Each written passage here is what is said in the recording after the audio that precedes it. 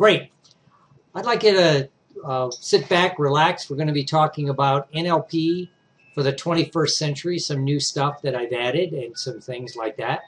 And of course, I'm Will Horton, an NLP trainer and a hypnotist trainer. I'm a psychologist also.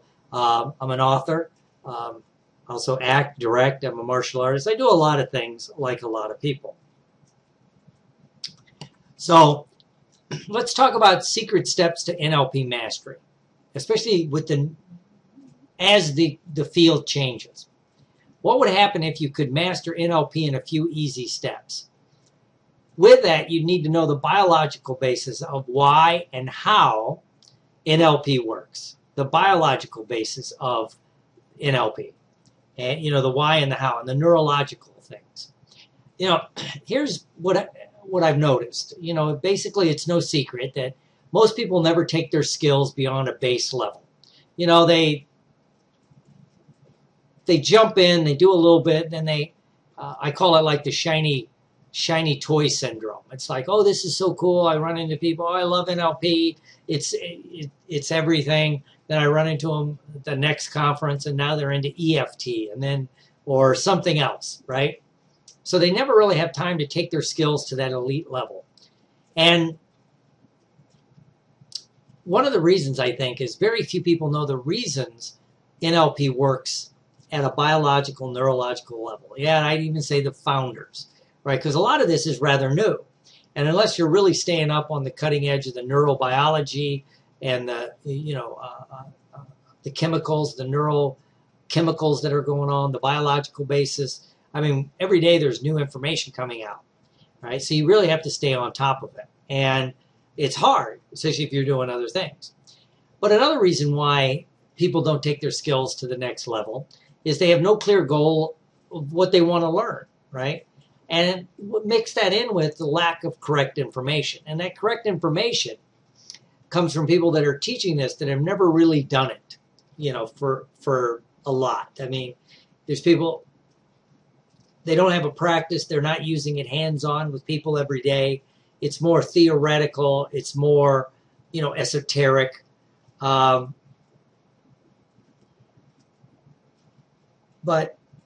it's kind of interesting. And that's what I call, they don't have the correct information. Because I notice the people that really do NLP a lot, and even the hypnosis, they teach differently because it's much more, they drop out the stuff that doesn't work and they get more focused. And then a lot of people, when you go take a class, there's a lack of good teaching of the new information. A lot of people don't have the new information. A lot of us get stuck in that old system. They're teaching information that's been discarded or just is not true. And again, we have this shiny toy syndrome. People jump onto this, the next great thing. And when I say not teaching the correct information, sometimes we get stuck in teaching things that are just kind of not true anymore. One of the things, and I was guilty of it, we talk about, 7% of your information is verbal. 55% is nonverbal or body language, and 35% is like tone and tonality. Well, that's been discredited. The guy that came up with that study talks about how it was misquoted, how it was misunderstood and not applied in the right way. And it was a very specific micro study that people blew up into ways that didn't work, right? So it's just not true. Words do matter, right? Words move people. Language is magic in action, right? And that really goes back to not understanding covert NLP. You can understand the basics. This is especially true when you start teaching the advanced levels of NLP, because you always have to be ahead of your students, obviously. But you have to understand that you're teaching to multiple levels, the conscious, the subconscious, that there's things going on, the dynamics of the room. And if people don't understand the covert applications of NLP, they're not going to be as powerful. And then there's a lot of bad trainers out there, right? A lot of this can be traced back to bad, or let's just say ineffective trainer. And again, they're theory based on old information. It's just not true. Like I said about the 7% being verbal, not true. People still, and I did it. I wrote it in an article about the that in Eastern University, they tested the people graduating, and only 3% had, written goals, yada, yada, yada. And at the end of 20 years, those 3% with the written goals were more successful than the other 97%. That study never happened. They've never been able to find it. So, it's one of these things that becomes part of the vernacular. And now with the internet, it's even speeded up even more, right? And again, so they're teaching old information again, and it may not be based on real world experience. If you're not seeing clients, if you're not actually changing people at the base level who don't care that you're an NLP trainer, and I don't count classrooms. Change in the classroom is quite easy. You need to help people change. Like who don't know who you are, who they just want to stop smoking, lose weight, improve their golf game, be a better speaker. So you need real world experience. It synthesizes and streamlines your teaching. And then people don't understand the current research. Some of the research that's a little bit esoteric maybe, or a little bit, how can you break it down to what we're doing and how can you apply it, right?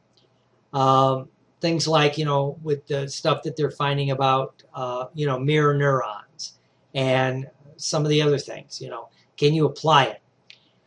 And then again, people don't have useful applications from the start. The people I see that get the NLP the best, again, are people that have practices. They're taking it out there. They have useful applications from when they first start doing it. Also, a lot of trainers don't build in self-growth. Again, the person who did this brilliantly was Anthony Robbins. He kind of took the basic NLP training, blew it up into just a big self-development seminar, where people left there changed. Now, they couldn't go and do it to other people, but most people don't want to go do it. They just want to experience the change. So, but true power in learning this stuff comes when you do have some shift in your own self during the course of a class. A lot of trainers don't do it because they're afraid. What if the people don't have a breakthrough, right? Things like that. Because you got to have some kahunas to really put it out there, and then it's all about transferring the information. It doesn't matter what I know. It matters what I can teach you, what you can learn. To use the sports analogy, you could be a great athlete of Michael Jordan. Doesn't mean you can coach it. Doesn't mean you can bring it out in other people, right? And again, this also goes to how to teach to multiple levels of consciousness. And again, going back to they don't know the covert skills. Some more reasons why it didn't work. People start too complex. They want to appear smart. They're always like, trying to impress the audience. Now we're going to do a transderivational search. Well, what's that? Well, that's look through your past. Well, especially at the basic level, just call it look through your past. For God's sakes, if you have to impress your audience, you're really not doing it, right? But again, to me, true genius is making something complicated simple. And true talent is having people look at what you do and think it's easy. And then when they try it, it's not that easy. If you've ever seen a really good dancer, right? They make it look easy, I'm a football fan, American football. And, when you watch an Aaron Rodgers or a Tom Brady, or Peyton Manning, when they're on their game and they're out there doing it, it looks easy, right? But it's not, right? Also, why things don't work is the incorrect use of humor. Humor is wonderful. It can help install amnesia to erase bad things. It can cement in learning even more. When people are laughing and having fun, it opens up the neurology. But again, you got to be careful with humor, and if you offend, now you've gone down a different path, right? Also, people really don't understand modeling, how to model subconsciously, not just the conscious modeling, but the subconscious modeling, and with all of this, you have to understand conscious and subconscious teaching. What am I teaching you consciously? Like the skill set, the visual squash, sorting polarities, yada, yada, yada. But what do I want to teach you subconsciously? Do I even know what I want to teach subconsciously? A lot of trainers don't. They haven't been exposed to it. I try to teach that NLP is fun and natural. I'm always looking for real world applications. So it makes it like, this isn't strange. This is normal. You know, it's not an altered state. It's a natural state when I'm teaching hypnosis, right? And then people don't use NLP to teach NLP, just like people don't use hypnosis to teach hypnosis, right? So you got to really like build it in. Are you doing it as you're explaining it? Not just in the demo, are you constantly doing it? You know, so if people went back and watched your training afterwards, after they learn a better skill set, can they go back and go, wow, you were really doing some stuff there, right? And again, they might have no real world applications, right? And again, it goes back to not understanding covert techniques. And then again, a lot of trainers want to withhold information, right? Thing even as simple as like the you know, installing loyalty, right? Because they're doing it, they don't want to talk about it, right? Or they don't understand it, one of the two. But what's interesting, those people really don't understand. I can teach you how to install loyalty. I can show you how it's done. Doesn't mean that you're immune to it when I do it. If I do it, and I do it, right? So there's all this, you know, some more on why people fail. People are becoming more knowledgeable. You know, the internet, there's more stuff out there. People can, you know, check what you're saying. You know, and people with no true research experience, or people, yeah, people can see through, you know, they see the BS, you know, not having real world client experience comes through. So you're talking about how you did it with like a smoking client or a weight client or whatever you do, golf or whatever, right? That really drops the BS level because you can talk about real world things. And again, not having a clear plan when you go in to teach. You know, what do I want to teach consciously? What do I want to teach subconsciously? And again, not really knowing how to train, how to build on it, how to do, you know, big picture, small picture, you know, chunk it up. People are learning at different levels. So people leave there, you know, and they don't even build in a test on the third or, you know, few days in, so you could gauge their level of expertise, right? People know you know how to master NLP. There's some simple steps. The first thing you have to know is that you want to learn more. You know, if you start thinking, I know it all, then you're pretty much done. You know, I'm just really beginning to open up the field of NLP to some of its potential that just baffles me. You know, and again, it's based in hard science. You know, I've seen that shift in the last 10 years. And again, you have to experience failure as a learning experience, whether it's in the training, whether your students fail, and fail is not a good word. It doesn't work quite as well as you want, right? It's a learning experience, right? Because the best learning comes from setbacks. You know, all good athletes will tell you they probably remember more from their losses than they do their victories. Oh, excuse me. And part of that also has to do, you have to really get through that there is no one correct technique for any situation. Again, an elite trainer would understand. Somebody says, what do you do when X, Y, or Z? Well, you could do this, and you could do this, and you could do this. I mean, there's many roads to get there, right? And again, you have to know you're never done learning. You know, I'm just really scratching the surface. Step 2, be open to new ideas. This is hard, I will admit it. You know, it's like, wow, some of the stuff I thought was true is not true. You know, so I have to be open to it. You know, I have to incorporate change into my mindset. That, you know, what I know today will probably be proven obsolete or false later on. You know, I'm not sure which scientist said it, but he says, once you have a consensus among the scientists, you're wrong. There should always be scientists saying, we should challenge this, you know, because then it becomes groupthink, you know, and some of the people that have to voice the differing opinions may not be popular, right? Because, oh, we just know it's true. You know, when I start talking about, well, you know, that 7%, you know, 7% verbal, 55% nonverbal is not true. Boy, I get a lot of blowback from it. I'm like, dude, the research is this. And the guy that invented the study is this, you know. And I see it in the medical community with, you know, some of the things that are out there that aren't true, that just physically aren't true. But when you even say it to a doctor, they get, oh, no, no, no, no. You know, it's like right now there's a lot of things that, you know, about cholesterol isn't as bad as they thought it was. And, you know, you say that in general, people go, no, no, no. You know, but I'm talking about the research and long-term research that says this is the truth. But then again, we get, those of us in NLP should know beliefs have nothing to do with truth, right?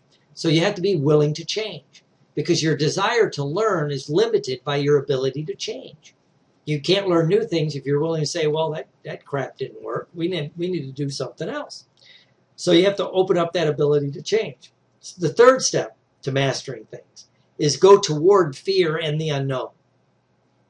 Like, ooh, I don't know if I can do this. Will this work? You have to try new things. You know, I came up with a new technique that I teach, right? I was calling it like no and yes, but I think I'm changing it to stop, go, right? Stop, go. And it's about stopping thoughts. And, you know, it's like, oh, can I do this? Will it work? So I had to test it. Now, you know, did it work? Well, while I was doing it, it worked quite well. One reason I tweaked it a little bit, I may go from, you know, the no, yes to stop, go is, especially when I teach foreign, different words mean different things, right? So it's just kind of interesting, you know, because if you always do what you always did, you'll always get what you always got, you know, and you have to realize that there are going to be some growing pains. I'm trying something new, didn't quite work, you know. I'm changing a lot of my trainings, and there's some growing pains. But I have to embrace the challenge, right? And you have to be open to, oh my God, be open to looking lost, right? Step 4 is value learning and experience over quick rewards, right? True long-term growth, you know, it happens over time. You may do something and get some quick rewards, but then you get stuck in it, right?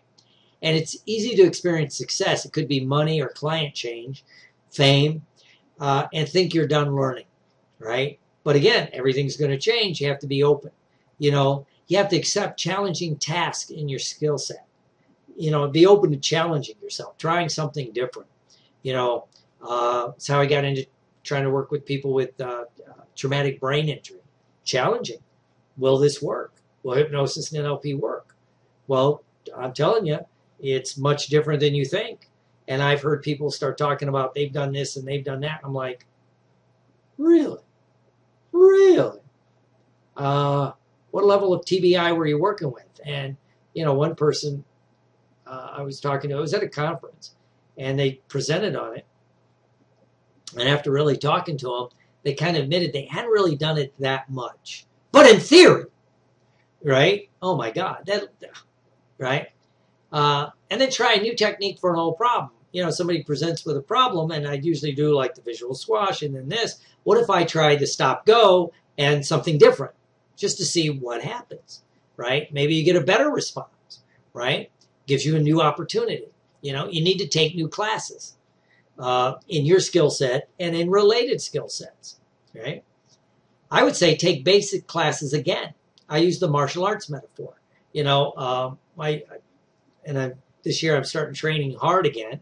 You know, I go to a martial arts seminar, and everybody in the room may be a black belt. I went early last year to one. You know, everybody was at least a brown belt, and they happen to be jiu-jitsu brown belts, so they've been training for a long time. Most people in the room were black belts.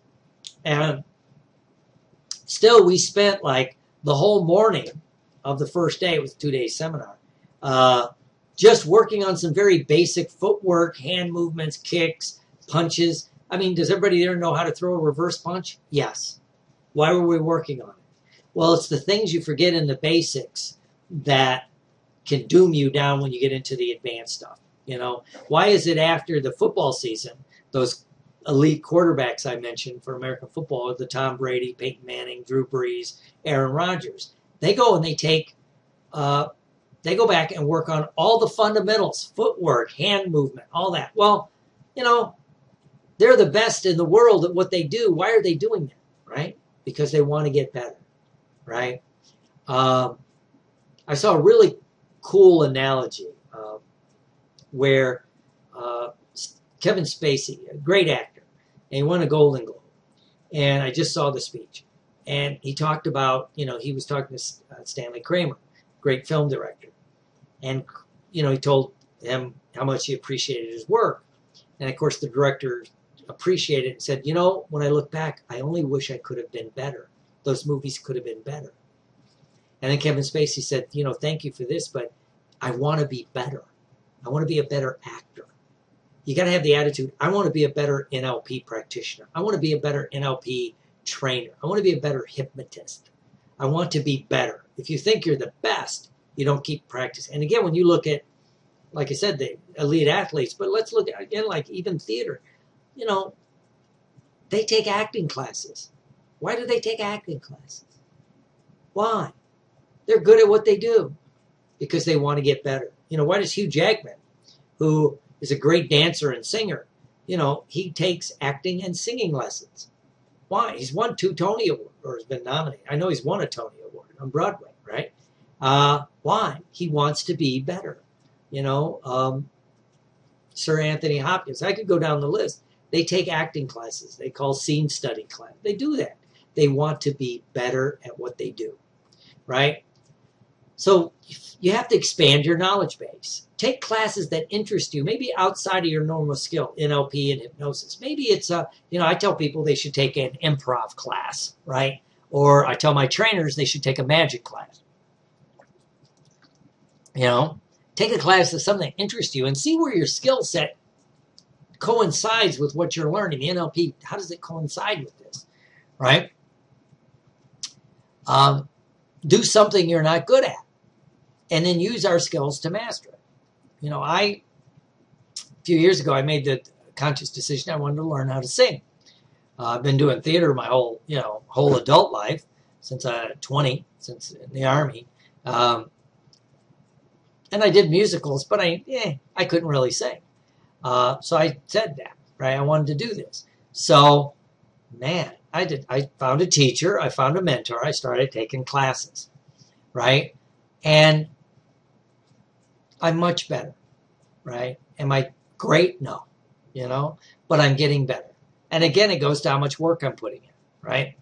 And see how unrelated skills can transform your NLP skills. Well, one of the things I found after taking voice lessons is it really helped my speaking when I'm doing a long training, 7-day training, 10-day training, because I'm breathing different. I'm breathing from my diaphragm. I'm trying to speak from down there. I'm relaxing my throat as I speak, things like that. So I'd like you to just think about that. If you can hear my dogs in the background, I apologize. Step 5, know you have a lot to learn by reviewing the basic and the master, right? Go back and review your basic and master NLP, especially as those of us that are adding, research and all this really cool stuff, you need to go back and review this stuff, because when you review your basic skills with new eyes and ears, it changes. Plus now, if you've been in the field a while and you go back and you look at a basic, anyone's basic, you see it differently. Oh, I think I know why they were doing that. Oh, that's kind of cool. Whether it's video or audio or something, you hear different things. And then watch others use their skills without judgment. Just watch it without judgment, right? Because it's easy to start saying, oh, I would have done this, I would have done that. Just take it in. When I'm at a conference, sometimes just go and sit there and watch other people and appreciate their skills, and then add more covert stuff as you get better. Step 6, if you really want to grow, is an honest self-assessment. What are your strengths? What are your weaknesses? I've got some strengths. I know I have weaknesses. I want to work on my weaknesses and keep adding to my strengths, right? One way to look at it is what is it I avoid? What kind of work do I avoid? What kind of clients? What kind of this and that? Maybe I need to challenge myself on that, right? You need to take the time to work on your skill, on yourself and your skills, right? Realize that basically we're self-development agents, but part of that to me means you should be working on your own self-development, growing, changing, having fun, right? Adding new skills, challenging yourself, right? A secret aspect, of course, would be to learn covert or conversational hypnosis if you haven't already, and add this covert or conversational NLP to your skill set. It's kind of an advanced one after you understand the basics and even some of the master things. Then you can really begin to add this to your skill set, and then take a training on the newer aspects of NLP. I did a webinar on some of the current research, how it impacts for us. I'm going to try to do one of those every month, 6 weeks or so, one with current research, how it applies to us as NLPers and hypnotists, right? Step 7, if you really want to grow, of course, you need a mentor and a coach, and it's called outside insight, outside insight. You can't judge a show from the inside, It's hard to direct a play and be in it, I say that, some people, oh, these, some actors do it like for movies. Well, movies, you're filming it, you're watching it, you can change it. A play is like what we do. You're in it when you're doing it, and you can't judge it from the inside. As an actor, I can tell you got to trust your director because he's helping you mold this thing, and you need a clean eye, someone from the outside, right? And then you need different eyes to come and look. I know when I'm directing a show, usually that last week before we get ready to open, I bring in people to watch my show. Why? I want them, I need clean eyes. You get blind to things. It's just you're blind to it, right? And then again, you need to keep learning and mastering covert and conversational hypnosis and NLP, something I'm constantly working on, right? So there's an easy way to do it. You put it together and grow quickly. So what I'd want you to have is basically result number 1 would be conscious, subconscious insight. Be in a safe place to grow. This is important when you're really changing your skill set. You have to be able to admit you can't do things, to try new things, to try something different, right? You need to be able to pick good role models, right? You need to implement those 7 steps. And again, master covert and conversational NLP. So, of course, I'm introducing new things. An all new basic NLP 2015 and a new master NLP 2015. It's in Venice, Florida. In fact, starts next week, the 18th through the 24th. It's a special rate for this class because I'm filming it, right? And it will be available as a web class later on. So if you can't attend live, there's some ways you can get the video right after it's done. It should be done in February, the new edits. So you can get those maybe as a download. If you're already taking my basic and master, of course, you get it at a very good rate, like what's it called, an audit rate, right? And then you can also be able to sit through when I offer it as a web class, right? So what I'm going to offer is you get a downloadable basic and master NLP to review the old ones and then take the new ones, right? I'm going to add the conversational hypnosis for free, NLP and hypnosis, the secret mind control.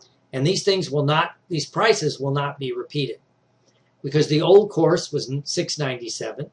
The updated material I would charge $997. And of course, the real world experience, if you come to the classroom and sit through it, is experience and is valuable. So if I was going to put a dollar value, about $2,100, right? And then of course, if you take Secret Mind Control, there's several modules in it, 7 modules in it currently. I'm adding a new one in the next few weeks. So if you added all of that up, that's over $3,500 in value, if you broke it down.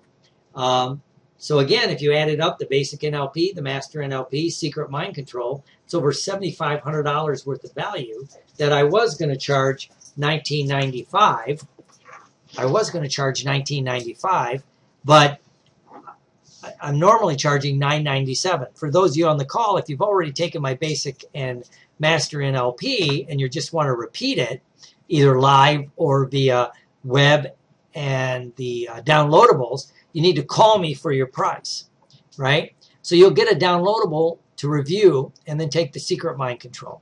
If you don't already have my downloadables, you'll get the old ones so you can review those and then take the Secret Mind Control. Then when you get the updated one, wow, you'll be able to compare and contrast. Here's some of the same stories, but of course, hopefully there's new stories and new things, you know. And again, for those that can show up, it'll be a week that will rock your world. So sign up now. Call 941-408-8551. That's 941-408-8551. Or email me at drwillhorton@gmail.com if you have questions, right? And so you have a decision to make. But I believe this is the best NLP course ever.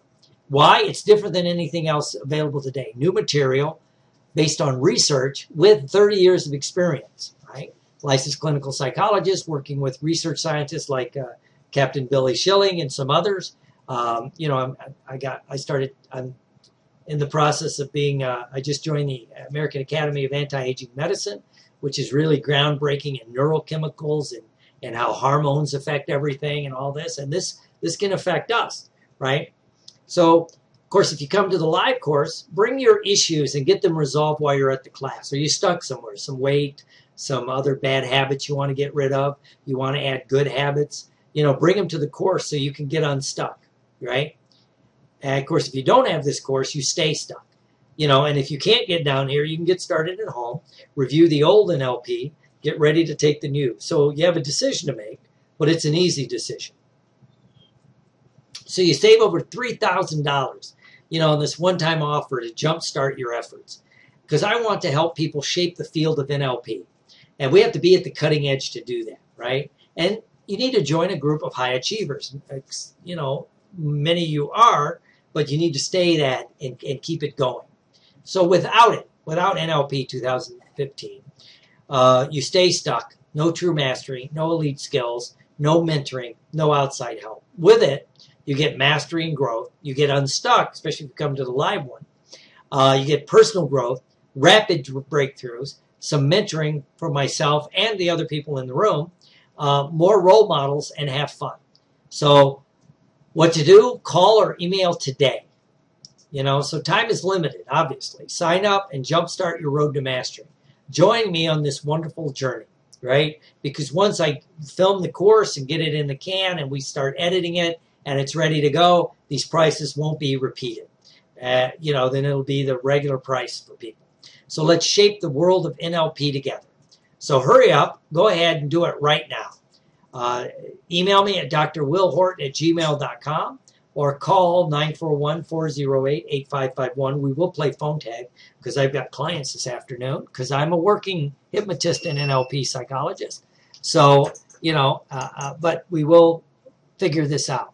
So I'd like to thank you for being on the call, and I wish everyone a great week as we trudge the road to happy destiny, and keep an eye out for a webinar I'll be doing Friday on the affiliate program for addictions. So thank you.